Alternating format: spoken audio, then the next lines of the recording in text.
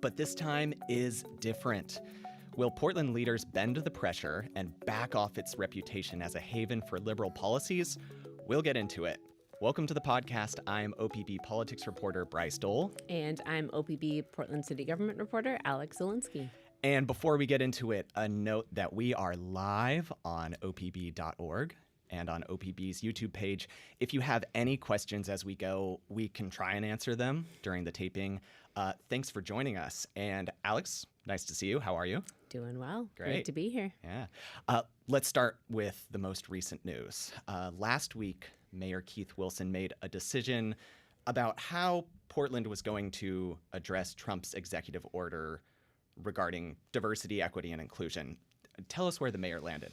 Yeah, so Wilson's order essentially directs city departments to make sure city policies comply with federal anti-discrimination laws. So it seems straightforward and kind of obvious, but since it comes hand in hand with Trump rolling out these executive orders that restrict DEI work, it's a little bit more significant. A reminder about Trump's executive order on DEI, or at least the one the city is responding to, that threatens to withhold federal grant money from jurisdictions with policies that violate the Civil Rights Act of 1964. Mm-hmm. And according to the federal government's current interpretation of that act, that includes any policies that attempt to prioritize certain races and genders above others. So equity programs that are meant to benefit marginalized groups. And in Portland, Mayor Wilson says that could include roughly 75 city programs and policies, like programs that prioritize contracts with minority-owned businesses, stuff like that. So it's a lot on the line. 75 policies sounds like a lot. It is. All right. So this is clearly a controversial decision. I think it's fair to say that. What was the mayor's reasoning behind his decision? There's a lot of money on the line here. So Portland relies on about $350 million in federal grant funding a year for different programs, the majority of which go to housing and transportation projects, some of the city's biggest areas. These grants make up about 4% of the city's budget. And as we've spoken about in this podcast before, the city has been in a budget crunch for a few years. It's no sign of getting better anytime soon. So we really need every dollar we can from the feds, from the state, whoever it is. That's kind of Wilson's big drive here. It's also worth noting that if the city accepts grant money without making sure its equity language is in line with Trump's executive orders, the mayor or city administrator, whoever signs that kind of grant agreement, they could go to prison. So the stakes are high. Very high. Why is this happening now? Great question. Yeah. So what I didn't mention is the immediate focus in terms of grant money is this $31 million in grants that the city anticipates to receive this year. But to get them, they have to sign paperwork with the federal government confirming that no city policies violate anti-discrimination laws.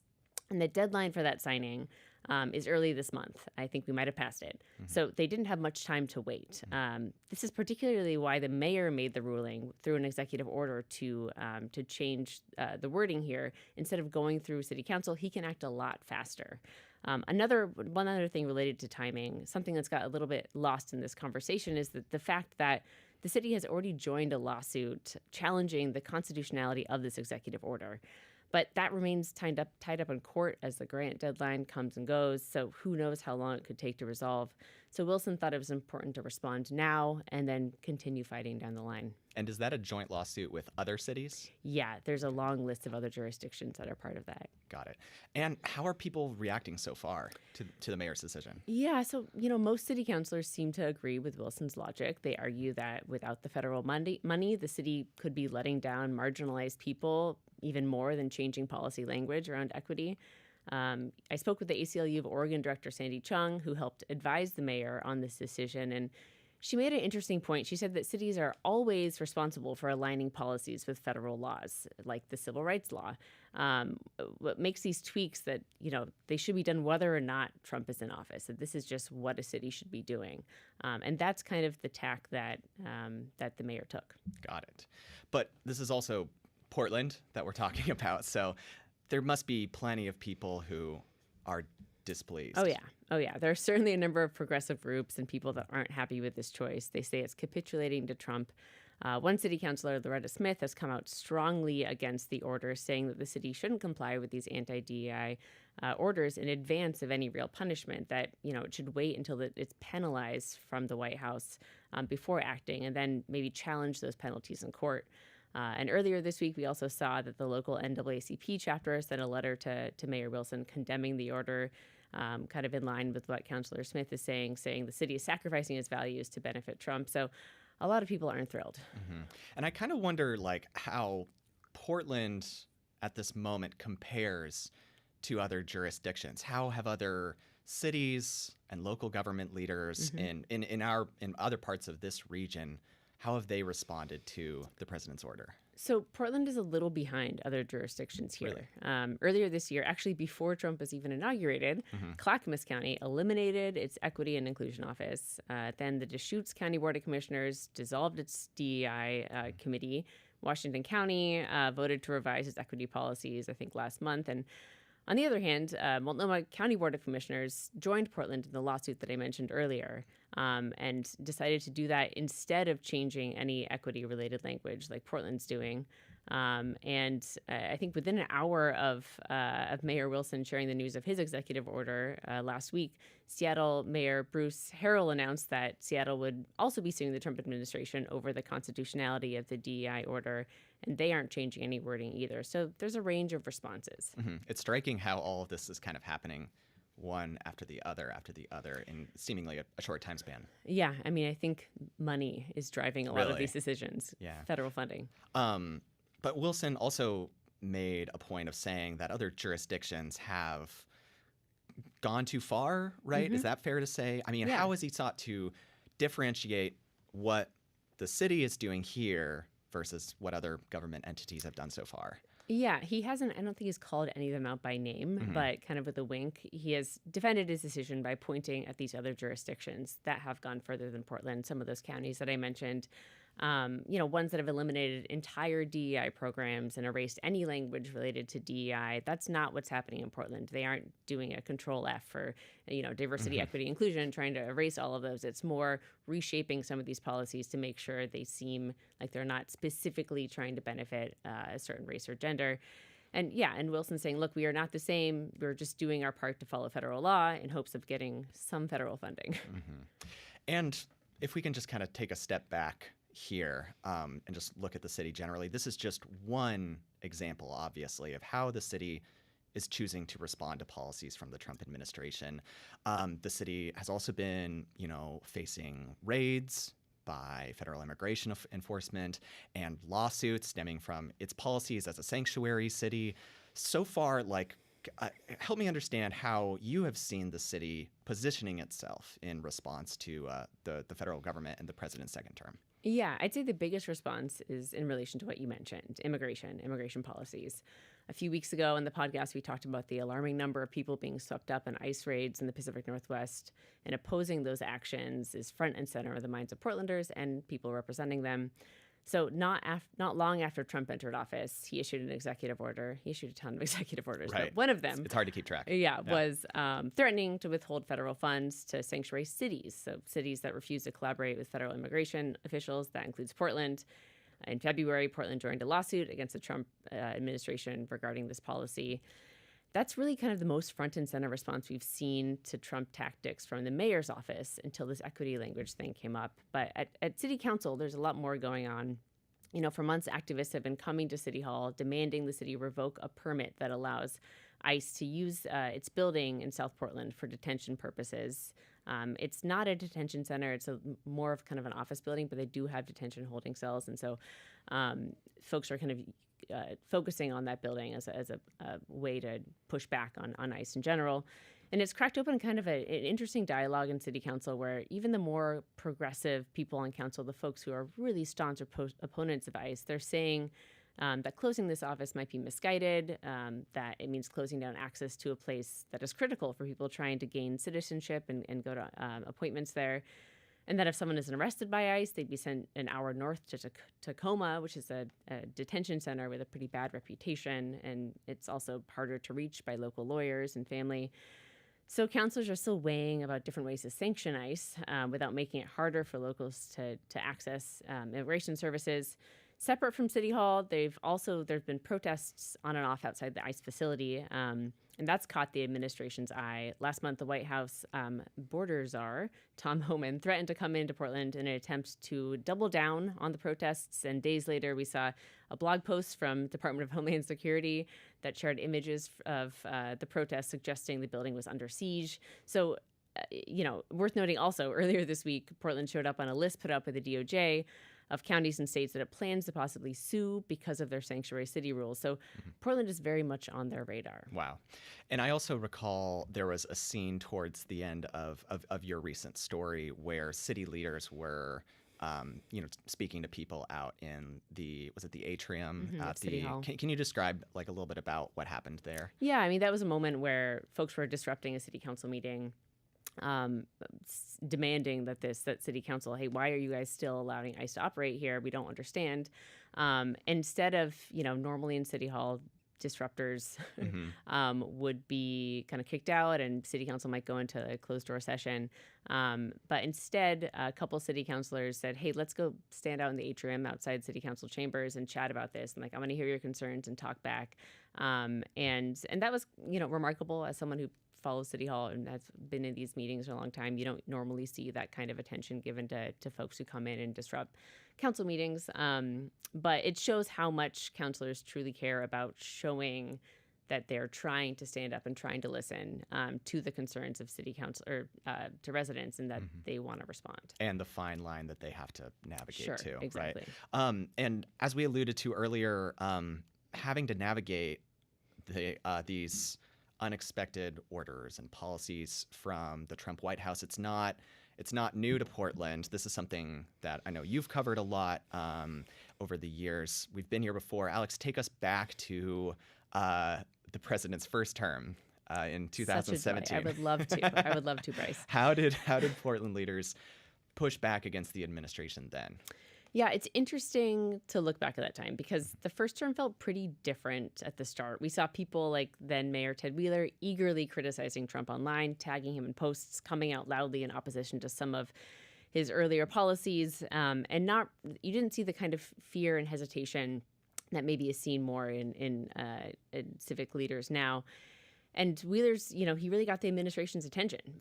Trump used Portland as a punching bag again and again, criticizing how it handled the first ICE protest, Occupy ICE in 2018, how the city handled protests between the far right and far left groups. And then there was 2020, when the city's nightly racial justice protests were winding down and Trump decided to send in federal officers to crack down, which led to Portland looking like a war zone in national headlines and, giving a lot of maybe PTSD to folks living here. This didn't really keep Wheeler from backing off at all.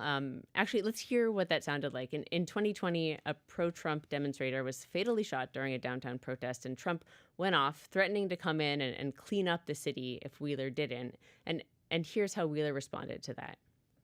So I'm going to do the work that I need to do here in my local community with my local officials to take accountability for what's happening on our streets. And I'd appreciate that either the president support us or he stay the hell out of the way. So I feel like this is when we should cut to like a live stream of Ted Wheeler off somewhere sipping a margarita on a beach, enjoying his post-mayor life. But anyway, this is pretty different energy from what we're seeing from our current mayor. Yeah, and I also love seeing the photograph of you speaking to the mayor, right? While we're both being tear gassed. Yes, I mean, different times. It just reminds us as to where we've been too. How do you see this history affecting how Portland and its leaders are dealing with the Trump administration this time around? Yeah, so there's definitely anxiety from people around getting the kind of negative national headlines that Trump brought Portland in 2020, fear of further damaging the city's reputation, which was pummeled during that time. I still have people asking me if I'm okay living in the burnt out husk that is Portland. Another thing that happened during those 2020 protests and that moment in time, you might remember, was a global pandemic. And that really hurt our local economy. We're still trying to recover from that. Right. So some counselors and business owners I spoke with, they said they're really worried about anything that could derail that recovery process. So maybe we should not poke the bear and somehow stay out of Trump's crosshairs. Mm-hmm. Is there anyone saying that the city needs to be... Is there anyone taking a different tack? They're saying we need to be more outspoken in the city's response to in opposition to the Trump administration. Yeah, definitely. A number of city councilors told me that they don't see any point capitulating to Trump. They don't see it worth risking the city's progressive values over any of this, that, this is the moment they should be standing up for Portlanders, not hiding, that being in Trump's crosshairs is inevitable, so why not come out swinging? A lot of that. I'm hearing this from folks in local political circles, too. I spoke with Salome Chimiko, who's the chair of the Multnomah County Democrats, about this, and here's what she said. I don't think there's anything that our elected leaders could have said or not said that wouldn't have ended Portland up on Trump's radar. We are a natural foil to his administration. And so even if we were to stay quiet, I don't think it would change anything in terms of them coming after us. So yeah, many people who share this thinking have also told me, why should we expect the Trump administration will even give us any money, even if we, play nice, which is a fair question. Mm-hmm. And what about other major American cities? It seems that the Trump administration has, we've seen the news from Los Angeles and from New York City and the large protests and lawsuits that have happened and more in some of these cities.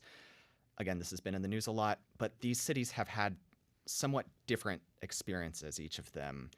I kind of wonder, what could Portland learn from the experiences of some of these other cities? Yeah, what's interesting is that no one has really figured it out, right? There's no guidebook to how to handle this situation, but we see these other cities responding in different ways, and neither really seem to change how the Trump administration responds. There's two cities you mentioned, for example, in New York. Mayor Eric Adams has been pretty soft on Trump. He's directed officials to refrain from criticizing the Trump administration, a move that also seemed meant to get the feds to drop corruption charges against him. Right. But then last month, we saw the Trump administration sue Eric Adams directly for the city's sanctuary city laws. And then in Los Angeles, we saw a city much more vocally opposed to Trump's immigration policies. And then they got a really heavy military crackdown in response. Even some lawmakers got arrested for intervening. So it's impossible to know how to respond the right way to avoid repercussions. It looks like, from these examples, it's maybe inevitable. I spoke with the ACLU of Oregon about this as well, and they said that cities should really be looking to other cities outside the U.S. that have operated under authoritarian regimes to better understand how to act and how to respond. That researching what worked there and what didn't is maybe the smartest way forward. What are your expectations looking forward, if you can have any? Like, do you foresee any potential impact from these changes that Portland is making? It's so hard to speculate here. Right now the city is just kind of holding its breath and hoping Trump will actually give us some money to keep the city running. In the meantime, I know that some councilors are looking into ways to beef up protections for more vulnerable Portlanders. I don't know a ton of details, but I know they're looking at ways to help LGBTQ people who may be targeted by past or future executive orders, and same with future protections for immigrants. So there are some wheels turning. But it's really hard to know what the impact all of this will have. Mm-hmm. And as somebody who's covered the city closely for a long time now, what do you think that this moment says about Portland in this moment of time? And about the mayor, as he's about halfway through his term in office, right? Halfway through his first year. Yeah. So I think we've all been waiting to see how this pretty soft-spoken, earnest mayor will push back on the Trump administration. And he's showing us now that he's not really going to bring the hammer necessarily. Not going to maybe speak in the same tones that we heard Ted bring. I don't know if it's meeting the expectations of, fiery progressive Portlanders, but it could work. I think it's just so hard to know exactly what the right move is here. Like I said, no one knows the right path. But Wilson, he came into office in a pretty singular focus to address the city's homelessness crisis, not to be a warrior against Trump. So, here we are. Mm-hmm. Yeah. Seems like things change all the time. It'll be interesting to see what happens. Mm-hmm. Alex, thank you so much. Pleasure to be here. All right. This week's live stream episode was recorded live in the Gert Boyle studio at OPB. It was produced by Andrew Thien. Our audio engineer is Naleen Silva. Our music comes from Audio Network. In these uncertain times, we are certain that you have questions about local politics. Maybe we can answer them. We would love to hear from you. Email us at opbpoliticsnow@opb.org. We'll be back next week with more political news from across the Pacific Northwest. Until then, you can find all of OPB's reporting at opb.org. Thanks for your support, and thanks for listening.